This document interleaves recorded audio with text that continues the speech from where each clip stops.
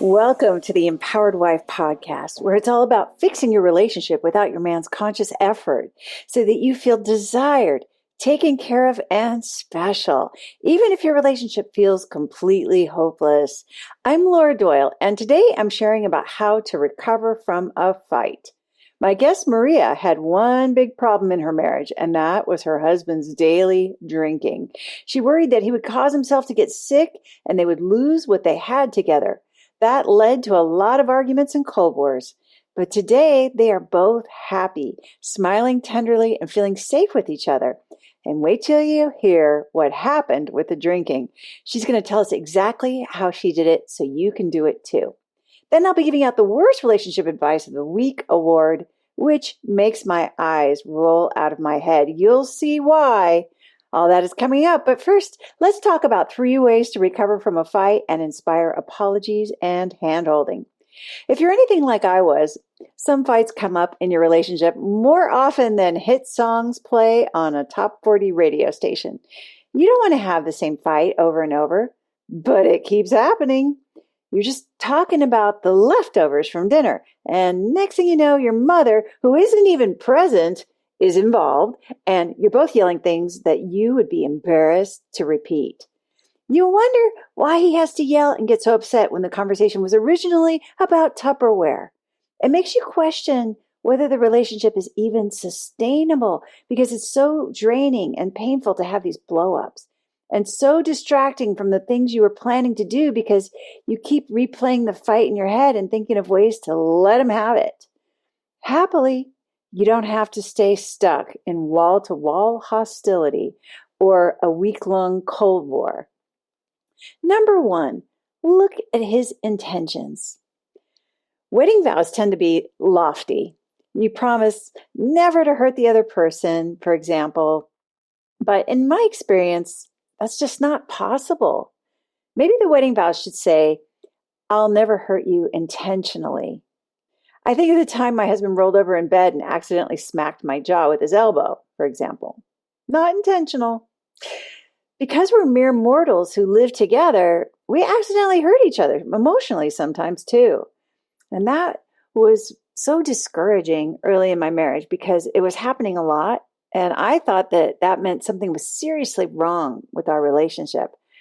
I felt a lot of shame that two well-educated people could descend into ugly name-calling so fast and so often.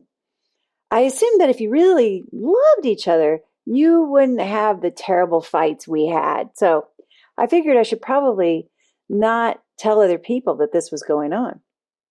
Since then, I've learned the 6 intimacy skills that have made our home very peaceful, not to mention learning how valuable it is to tell other people what's going on so I don't feel like the only couple who has terrible fights. And now it's been decades since we had a big blow up. I also came to see, and this was key, that when my husband hurts me, it's never, ever intentional.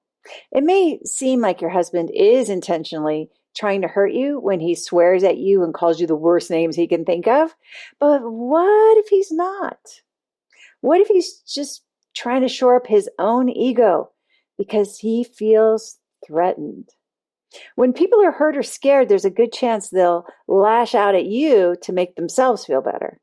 And I'm not saying it's right or it's okay. I'm not saying that it's fair. I'm just saying it wasn't because he got up that morning planning to hurt you. That was not his intention. Whenever I think my husband is behaving badly, I know it's because hurt people hurt. That doesn't mean I have to like it when I think he's being a jerk, but reminding myself of his intentions does help me soften and remember that we're on the same team, which helps with this next idea. Number 2, get out the street sweeper. Full disclosure, this is my favorite way to recover from a fight quickly because I am a rebellious, contrary person who enjoys watching other people's heads explode. So you might find it enjoyable also. It's an unfair advantage to do this after a fight, but it's also not that easy sometimes.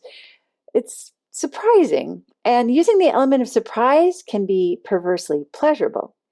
After a fight, if I'm willing to look, I can usually find something I said or did that I regret, something that was not a reflection of me at my best. It could have been the part where I called my husband a loser pants, for example. Regrettable. And if I'm willing to apologize for saying that, it's like pouring fairy dust on the whole situation in terms of putting things right again. The first few times you apologize for being disrespectful, it will cause his eyes to pop out of his head. He'll look startled. You'll wonder if he's having a medical emergency, maybe. Now that such perversity is usual and customary at my house, I don't often get that reaction anymore, but maybe you still can. It's so fun. Today, when I apologize for my part, he usually apologizes too, or else he apologizes first.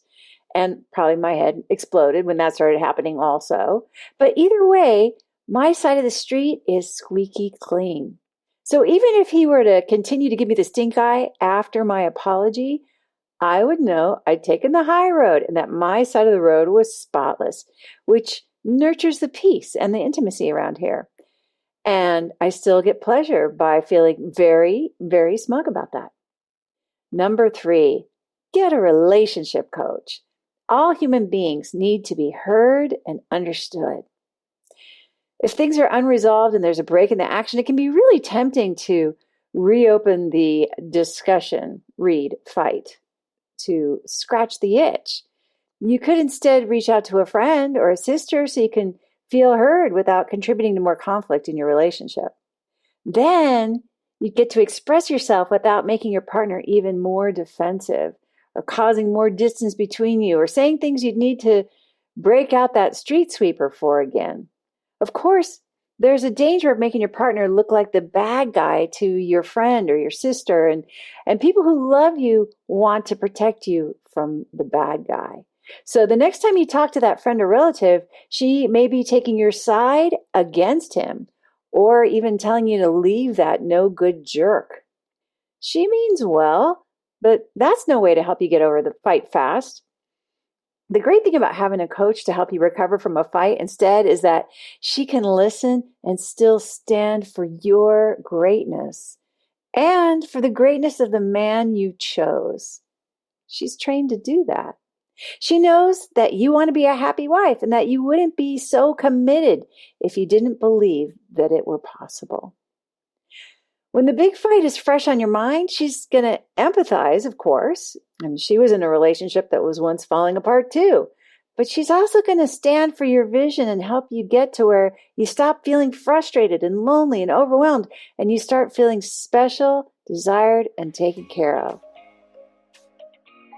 If you're wondering how to get started with fixing your relationship and making it shiny again, then you need a roadmap. Get 6 simple steps to follow that will set your relationship up for success. Discover 3 common mistakes that wives make trying to fix their relationship that just make things worse when you download my free Adored Wife Roadmap.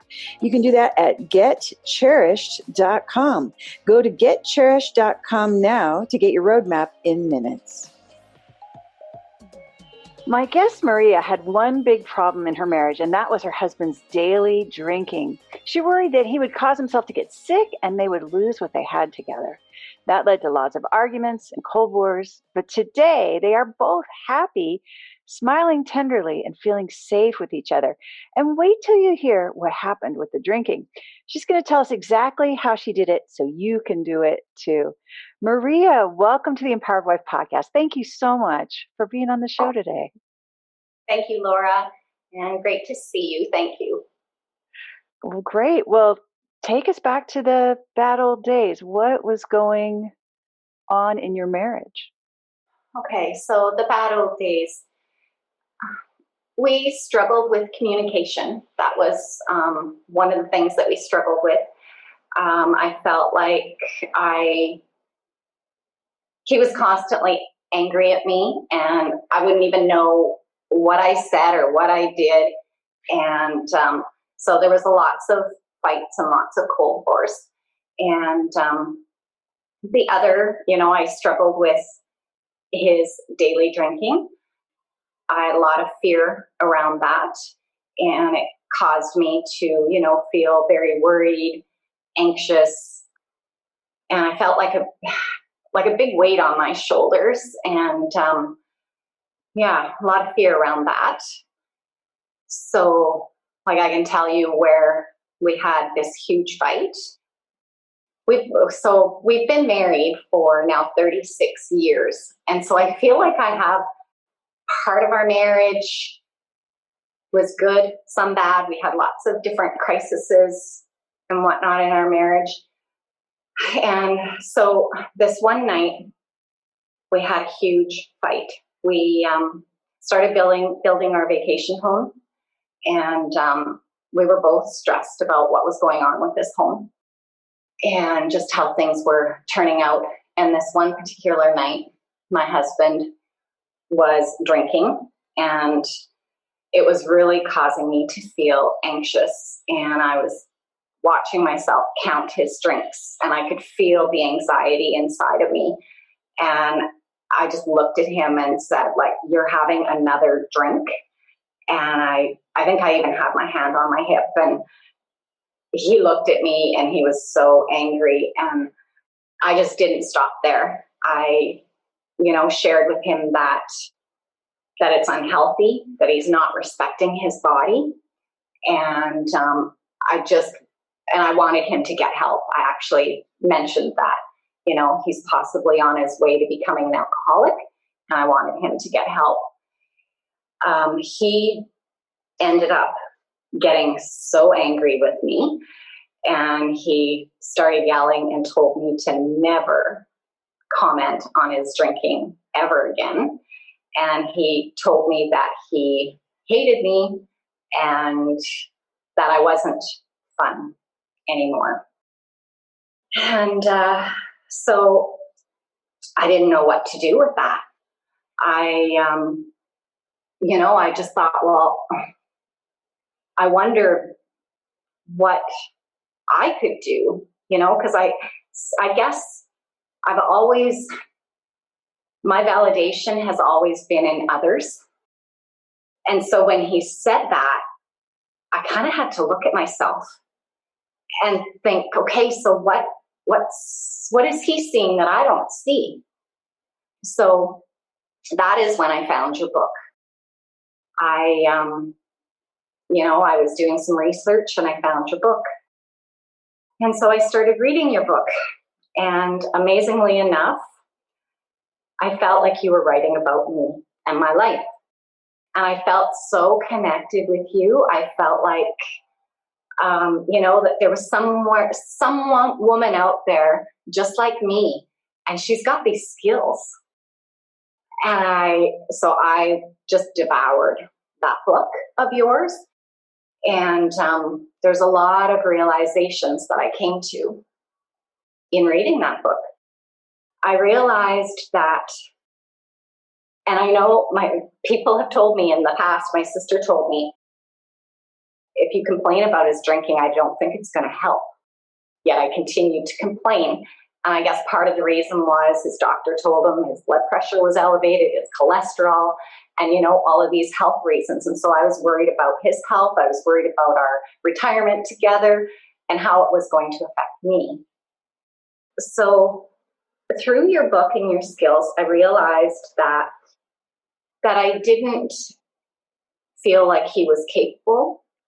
I felt like I was responsible for teaching him, for telling him what to do. I just couldn't understand how he couldn't see it and how he wouldn't cut back on his drinking, even if he didn't do it just for him, to do it for me.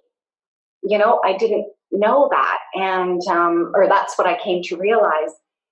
And I started I guess one of the things that I started with was gratitude first. I started appreciating, because I was that entitled woman. I just thought that, he opened the door for me. He took the trash out. I didn't thank him.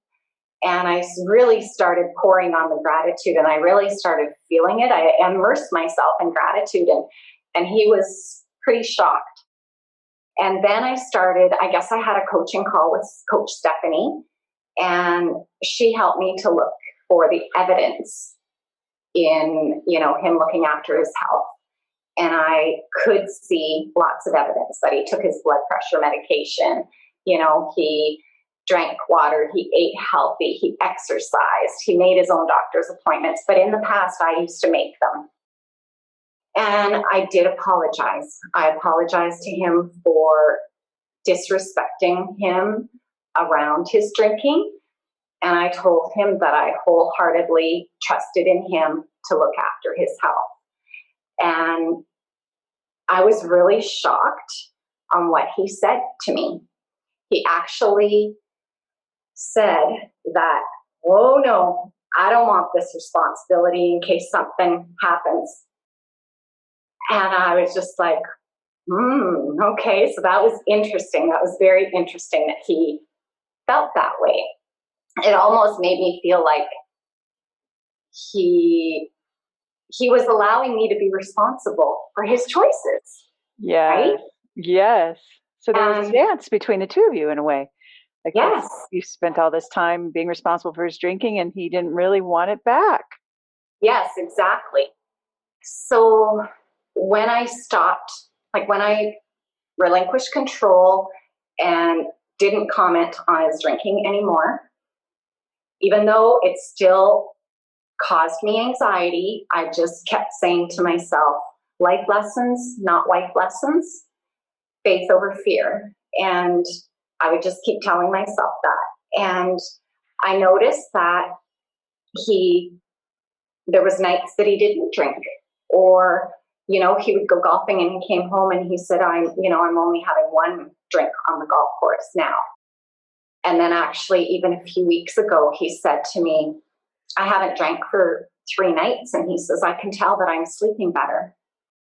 And so what I realized, and thank you so much for helping me with this, but I realized that I possibly was preventing him from seeing or feeling how this was affecting him, because he was just so focused on being angry at me because I was trying to run his life and he wanted to run his own life.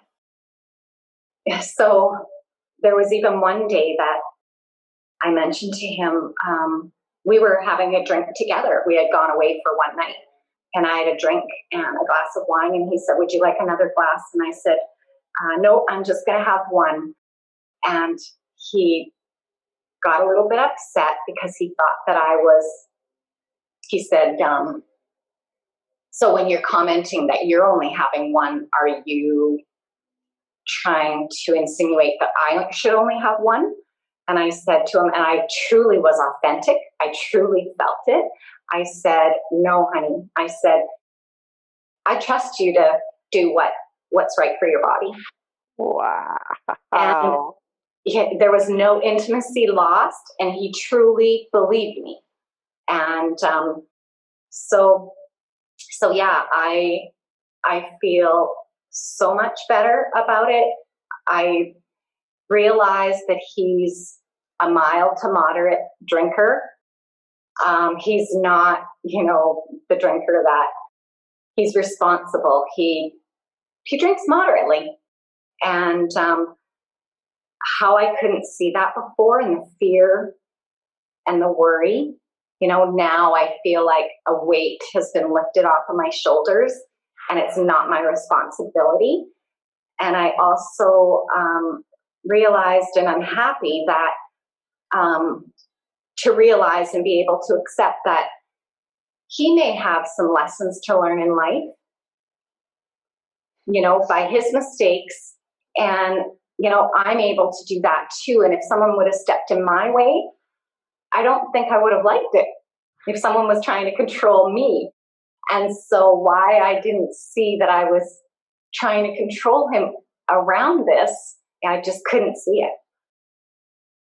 So, but to your credit, you did a complete 180, it sounds like. You went from feeling really upset and fearful and even hurt that this guy wasn't cutting back at all. He wasn't even trying to really authentically being able to trust him. So I want to hear about that a little more, because I think it's certainly not uncommon, your situation, where I think there's so many, and it can be one of the most terrifying things in the world to think, oh my gosh, did I marry an alcoholic? Is this going to be my life now? And all the chaos and problems that can come along with that. So so you must have felt some fear along the way as well. How did you find the faith to start trusting him? I guess I started to find evidence through my gratitude. He's always been a rock steady man. He's always provided, a good family, home and income. Like, he started his own business. He's very smart. He he's so good to me, always helping and trying to make my life easier.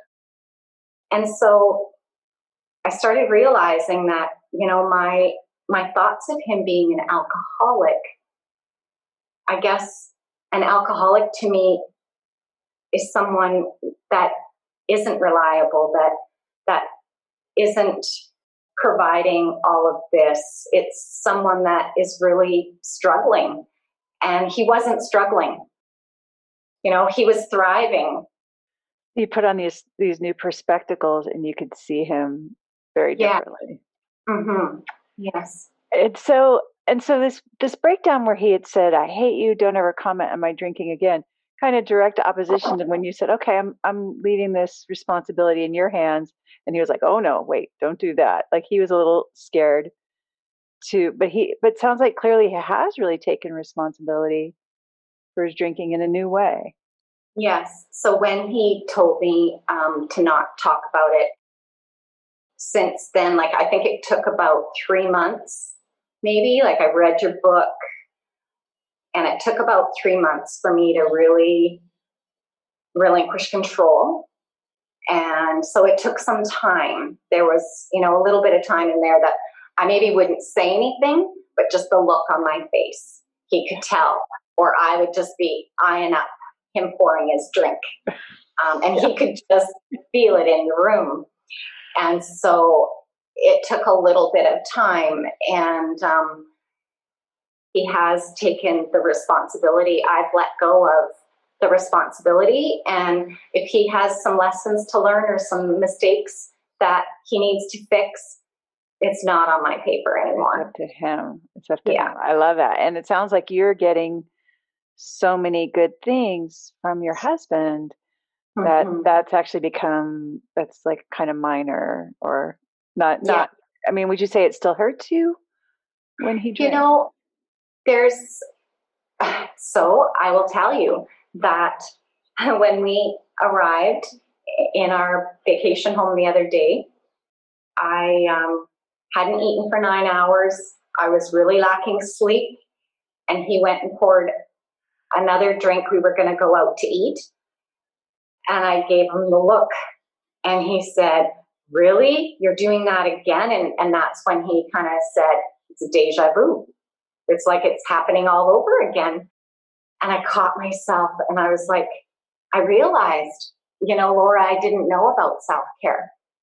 And I realized that I was really extremely lacking in self-care, and how important self-care is for me. I had no idea.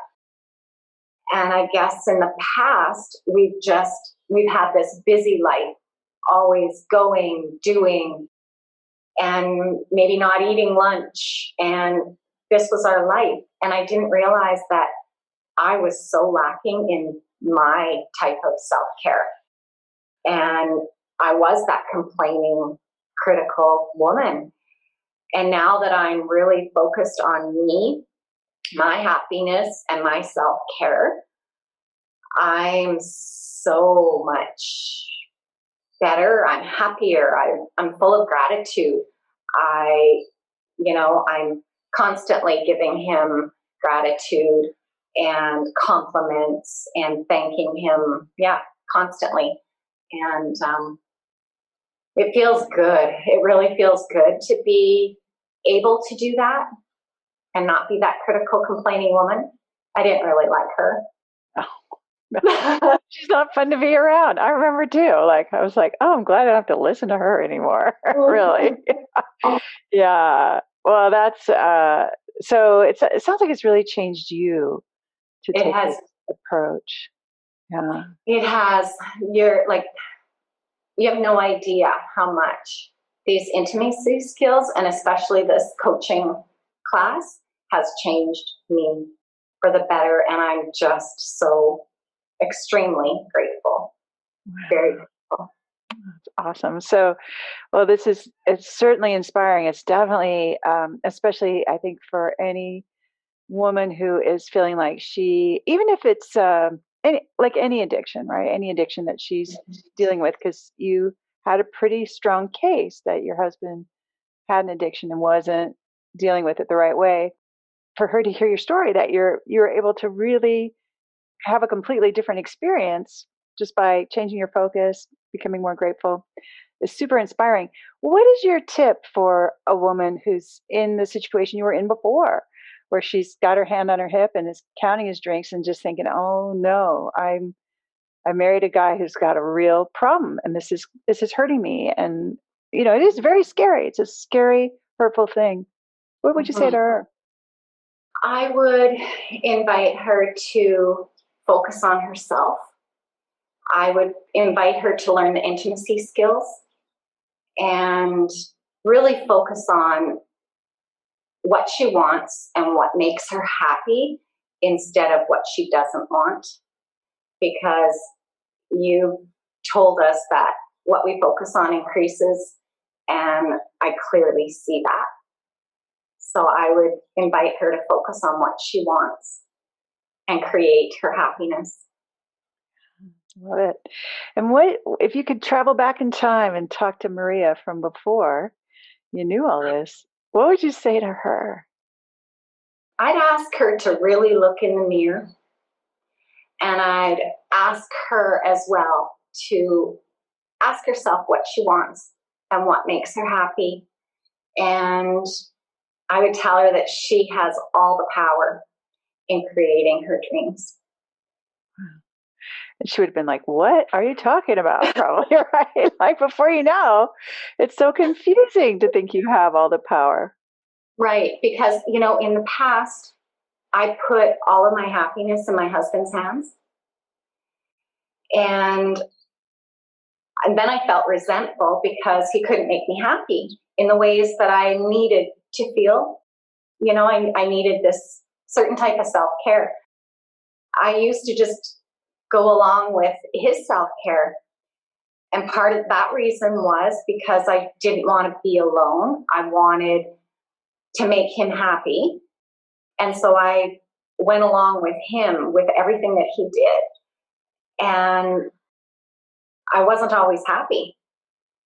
But how is he supposed to make me happy if I don't even know how to make me happy? And, coming into this coach training has really taught me to ask myself, how do I feel? What do I want? And honor my true feelings and my true desires. I didn't know what a desire was back then. What kinds of things do you find yourself desiring now that you're checking with yourself? Well, so he's in a golf tournament right now, and yesterday I was invited to golf with him and this other friend, and I chose not to. I struggled with it a little bit because I felt like I should go because I'm not going to see him for 2 days. And then I thought, well, no, I've got the pool here. It's really hot out, and I'm trying not to complain about the heat. I want to be mindful, and I'd rather be cool and be able to swim in the pool. And so I chose not to golf. He was okay with it. I filled myself up with swimming. I had a coaching training call. Just doing my own thing around the house and reading. And I was very filled up when he came home, and he was very filled up. So we beautifully connected. It was You're great. happy to see each other again. I love it. Mhm. I love it. And that was an area that you had some challenges around before, it sounds like. Yeah. And I'm still learning around this. This is a challenge. And I find that sometimes I have to go through a few lessons before I actually learn them. And I was really bad for begrudging his self-care. I expected him to make me happy. How dare he go and golf for 5 hours? Like, what about me? What's he going to do for me? And now realizing that it's my responsibility to make myself happy. And yeah, it's incredible. It's amazing. And I just can't believe that I didn't know this. Right. Yeah. No one ever taught you, right? Yeah. You didn't get any training for that. Mm-hmm. But now that you know, it sounds like you've been very disciplined. Like this whole, like, I'm trying not to complain about the heat, right? There's a whole mindset Yeah. of like, gosh, complaining is focusing on what I don't want instead of focusing on what I do want. And Mm-hmm. what is it I want again? I think I'll ask myself, oh, I want to swim in the pool. So you Mm-hmm. made a real study of it. And yeah, it's, Yeah. gosh, I just admire what you've created. So, Aw, yeah. thank you. I couldn't have done it without you. I couldn't have done it Well, without you. I'm so glad we found each other because it's Yes, me too. fills me up to get to hear your story and see how you've really fixed your family from what sounds like it was pretty stressful and a little bit lonely. Mm-hmm. Yes. And how would you describe it now? Oh, I would describe it as peaceful, intimate, fun. I feel cherished. I truly feel looked after. He's always looked after me, and he's always told me, I'd do anything for you. And now I can really see it. Now that I have my rose tinted glasses on, I can see it and feel it. And it's pretty amazing. That is amazing. Well, fantastic job. Thank you so much for sharing this story with us. It's going to give me a spring in my step for the rest of the day. Aw, thank you. If you're wondering how to get started with fixing your relationship and making it shiny again, then you need a roadmap. Get 6 simple steps to follow that will set your relationship up for success. Discover 3 common mistakes that wives make trying to fix their relationship that just make things worse when you download my free Adored Wife Roadmap. You can do that at getcherished.com. Go to getcherished.com now to get your roadmap in minutes.